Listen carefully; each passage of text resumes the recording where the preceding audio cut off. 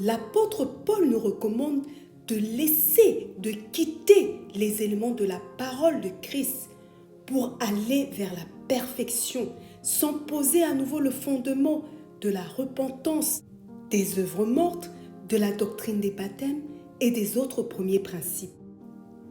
Que penseriez-vous d'un bâtisseur qui ne cesserait jamais de démolir sa maison et de poser de nouvelles fondations?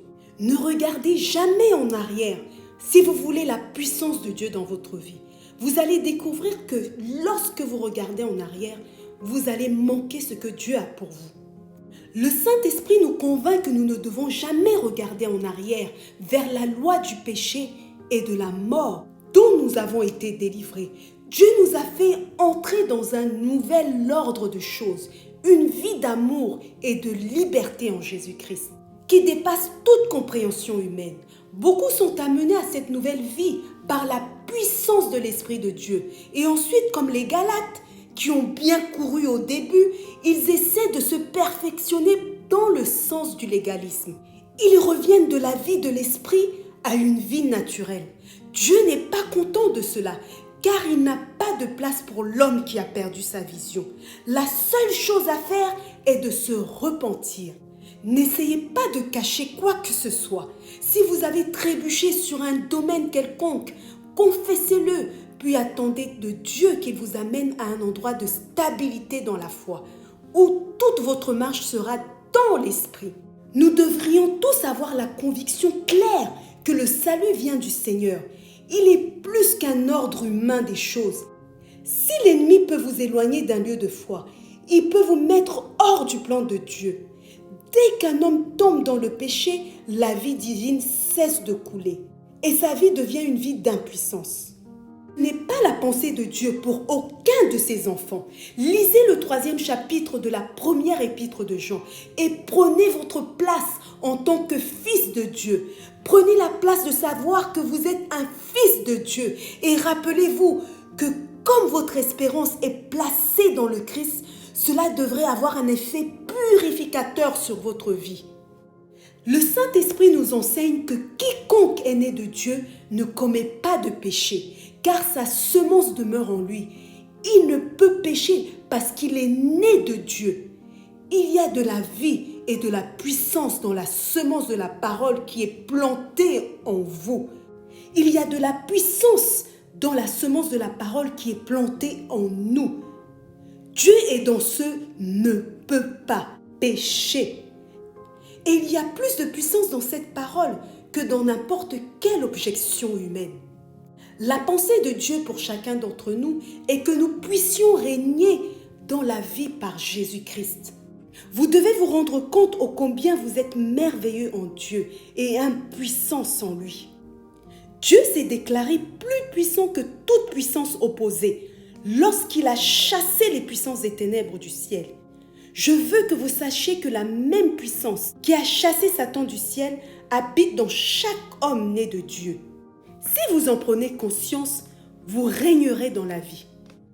Quand vous voyez des gens sous l'emprise d'un pouvoir maléfique, quand vous voyez des puissances du mal se manifester, posez toujours cette question.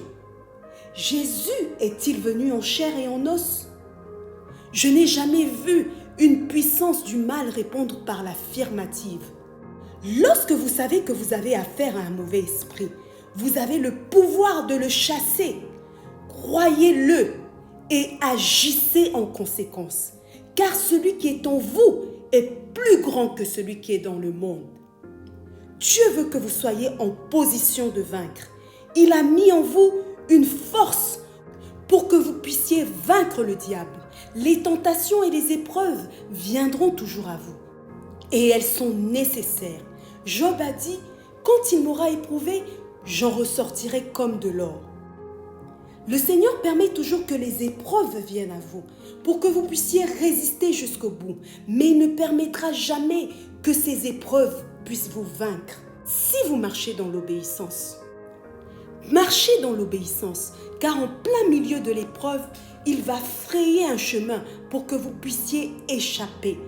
Dieu va s'avancer et par sa puissance, il va balayer le refuge du mensonge et toutes les puissances des ténèbres. et vous finirez toujours par triompher en Christ. Le Seigneur aime ses enfants et les couvre de ses ailes puissantes.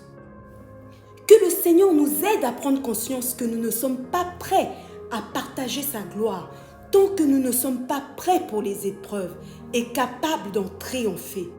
Nous ne pouvons pas nous soustraire au fait que le péché est entré à travers la nature de l'homme, mais que Dieu entre dans cette même nature et le réduit à la mort, afin que l'Esprit de Dieu puisse entrer dans le temple que nous sommes, dans toute sa puissance, dans toute sa liberté, afin qu'ici même, dans ce monde cruel, Satan puisse être détrôné par le croyant. L'ennemi s'efforce toujours de jeter le discrédit sur les enfants de Dieu, en portant contre eux des accusations désobligeantes. Le Saint-Esprit ne vient jamais avec la condamnation. Il révèle toujours le sang du Christ. Il nous apporte toujours de l'aide. Le Seigneur l'a désigné comme le consolateur qui allait venir. Il est toujours là pour nous aider dans les moments d'épreuve et de test. Le Saint-Esprit est la force motrice de l'Église du Christ. L'apôtre Paul nous informe que nous sommes manifestement la lettre de Christ, écrite non pas avec de l'encre, mais avec l'Esprit du Dieu vivant, non sur des tables de pierre, mais sur des tables de chair, sur les cœurs.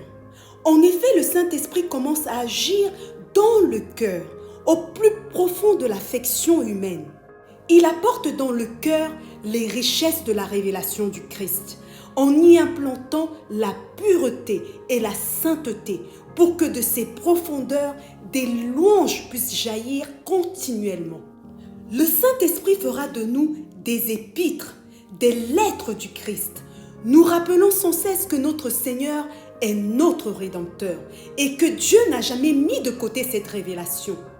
Grâce à l'expiation parfaite de cet agneau immolé, nous avons le salut, la guérison et la délivrance. Certaines personnes pensent qu'elles n'ont été purifiées qu'une seule fois. Mais lorsque nous marchons dans la lumière, le sang de Jésus-Christ nous purifie sans cesse. La vie même du Christ a été mise en nous et elle est en mouvement en nous, une vie parfaite. Que le Seigneur nous aide à voir la puissance de cette vie. Les années de la vie d'un homme s'élèvent à 70 ans. Et donc, dans l'ordre naturel des choses, ma vie serait terminée dans 7 ans. Mais j'ai commencé une nouvelle vie qui ne se terminera jamais. D'éternité en éternité, tu es Dieu, nous dit le psaume. C'est la vie dans laquelle je suis entré et cette vie n'a pas de fin. En moi agit une force plus grande que toutes les autres forces. Le Christ, la puissance de Dieu formée en moi. Je comprends pourquoi nous avons besoin d'être vêtus d'en haut, car la vie qui est en moi est 1000 fois plus grande que ce que je suis à l'extérieur. Il doit y avoir une formidable expansion, une croissance. Je vois et je ne peux m'empêcher de voir que ce principe ne peut pas être compris sur des bases naturelles. Aucune raison naturelle ne peut comprendre le plan divin. Nous ne sommes pas en mesure de penser quoi que ce soit de nous-mêmes. Notre capacité, au contraire, vient de Dieu, nous disait l'apôtre Paul. Nous ne pouvons jamais avoir confiance dans la chair. C'est quelque chose que nous ne pouvons pas comprendre avec nos sens humains. Nous sommes dans une nouvelle alliance, un ordre spirituel. C'est une nouvelle vie qui émane d'une foi absolue dans la dépendance de notre Dieu en tout. La loi n'a pas sa place en vous. Vous êtes libérés de tout ce qui est de la loi. En même temps, comme Paul, vous êtes liés par l'Esprit afin de ne rien faire qui puisse attrister le Seigneur.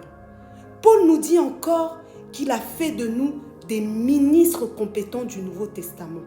Non pas de la lettre, mais de l'Esprit. Car la lettre tue, mais l'Esprit vivifie. C'est une chose de lire cela.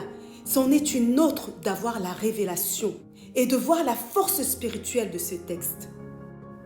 Tout homme peut vivre par la lettre et devenir limité dans sa connaissance des vérités spirituelles. et passait par conséquent son temps à couper les cheveux en quatre. Mais dès qu'il touche le domaine de l'esprit, toute la sécheresse spirituelle disparaît. L'esprit de critique s'en va. Il ne peut y avoir de division dans une vie dans l'esprit. L'Esprit de Dieu apporte une telle souplesse et un tel amour. Il n'y a pas d'amour comme l'amour dans l'esprit. C'est un amour pur, saint, divin, qui est répandu dans nos cœurs par l'Esprit.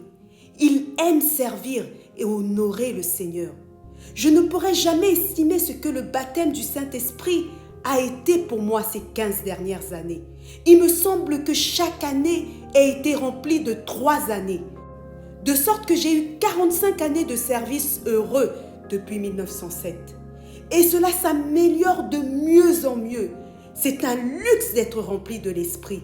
Et en même temps, c'est un commandement divin pour nous de ne pas être rempli de vin en excès, mais d'être rempli de l'Esprit.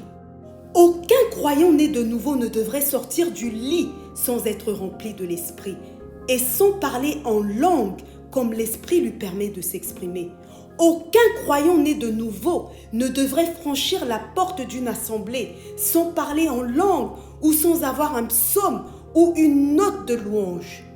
Nous soulignons souvent que lorsque l'Esprit descend, il devrait nous remplir au point que le dernier membre du corps lui soit soumis et que personne n'ait été baptisé dans l'Esprit sans parler en langue, comme l'Esprit lui permet de s'exprimer.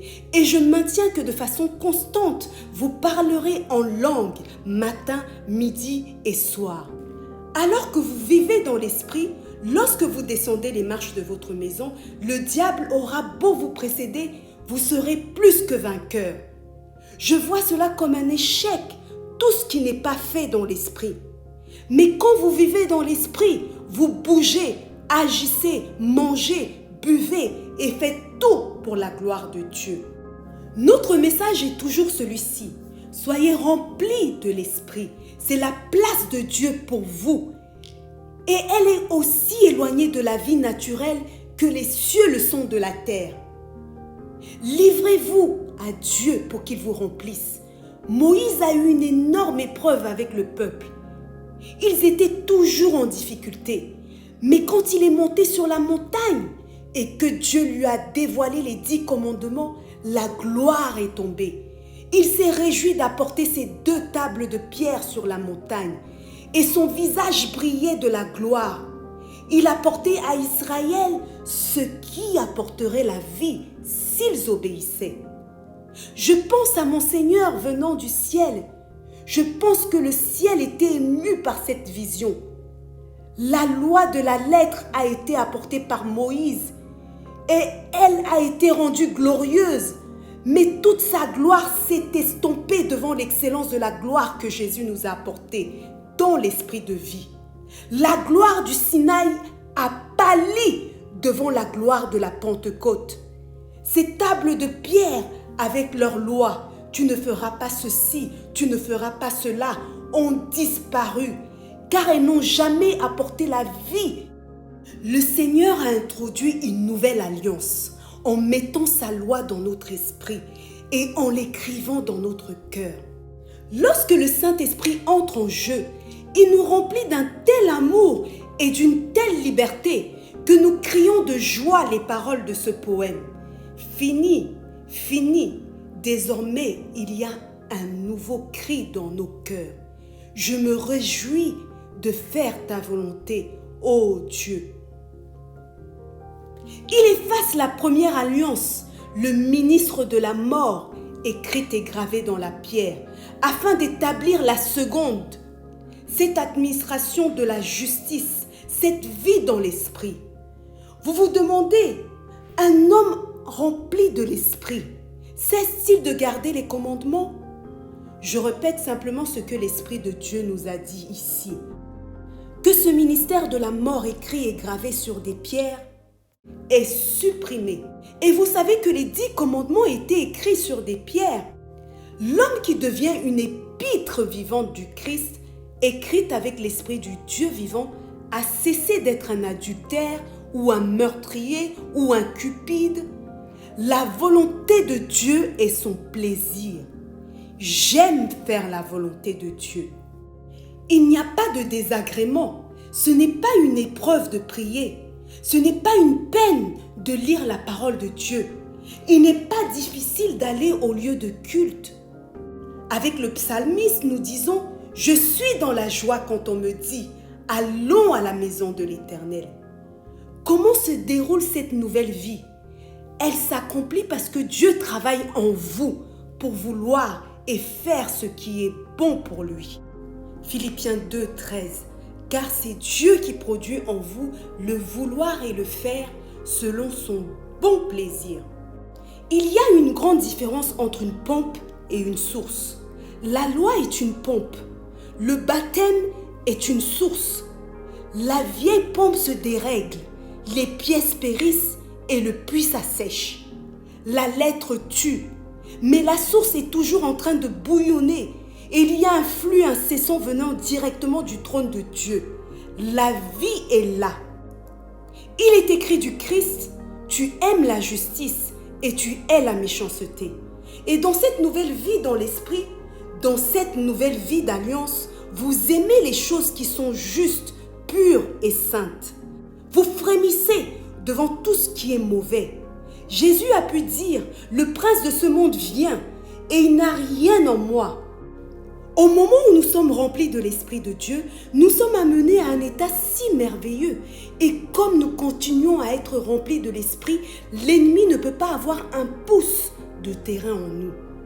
Ne croyez-vous pas que vous pouvez être remplis de l'Esprit à tel point qu'un homme de mauvaise vie peut être jugé et condamné par votre présence? Au fur et à mesure que nous avançons dans la vie de l'Esprit, il sera dit de nous. Il regarde avec dédain celui qui est méprisable, mais il honore ceux qui craignent l'Éternel. Jésus a vécu et s'est déplacé dans ce monde, et sa vie poussait sans cesse à la repentance tout ce qui était autour de lui. Mais il était le Fils de Dieu, me diriez-vous. Dieu, à travers lui, a fait de nous des frères, des fils de Dieu. Le Saint-Esprit peut faire quelque chose de nous et nous amener à la stature du Christ. Je ne peux pas me vanter.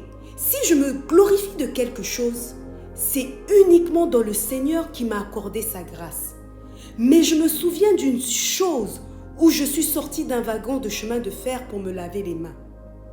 Je sortais d'une saison de prière et le Seigneur m'a rempli jusqu'à déborder de son amour.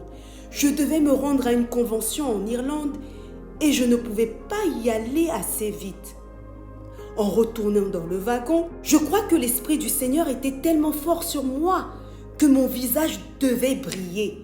Aucun homme ne peut se rendre compte quand l'Esprit transforme même son visage. Il y avait là 2 personnes assises ensemble. Et lorsque je suis remontée dans la voiture, l'une d'elles s'est écriée « Vous êtes en train de me convaincre de pécher ». En 3 minutes, tout le monde dans la voiture criait à Dieu pour son salut. Cette chose s'est produite de nombreuses fois. C'est de ce ministère de l'Esprit dont parle Paul, cette plénitude de l'Esprit qui rendra votre vie efficace, de telle sorte que même les personnes où vous travaillez voudront quitter votre présence parce qu'ils seront convaincus de péché. Nous devons nous éloigner de tout ce qui est de la lettre. Tout ce que nous faisons doit être fait sous l'onction de l'Esprit.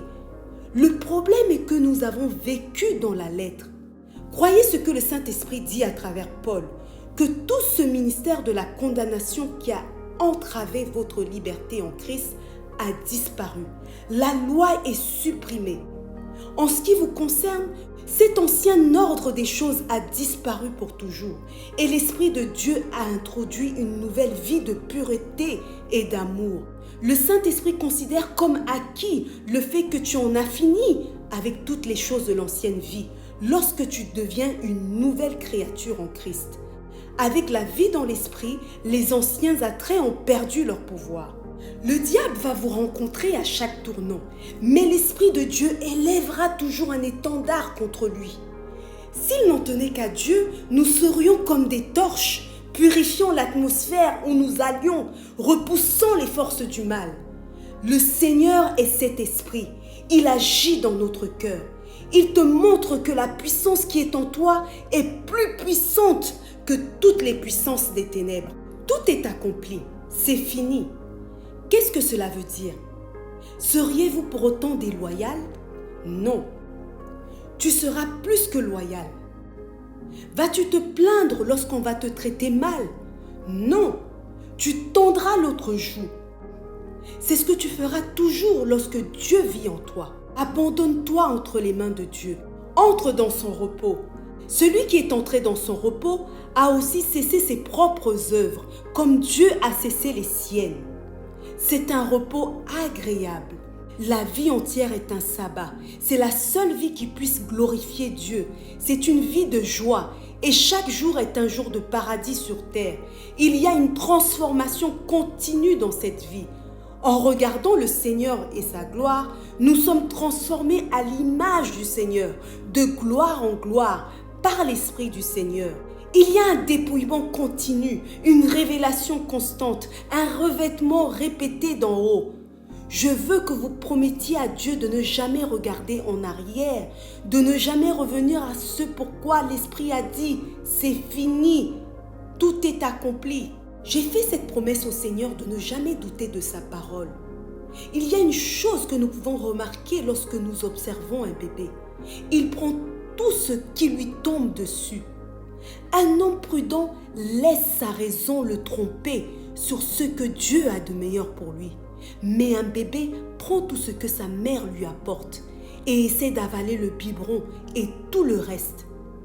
Le bébé ne peut pas marcher, mais la mère le porte. Le bébé ne peut pas s'habiller tout seul, mais la mère l'habille. Le bébé ne peut même pas parler. Ainsi, dans la vie de l'esprit, Dieu entreprend de faire ce que nous ne pouvons pas faire. Nous sommes portés par lui.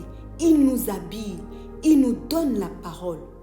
Si seulement nous pouvions tous avoir la simplicité des enfants.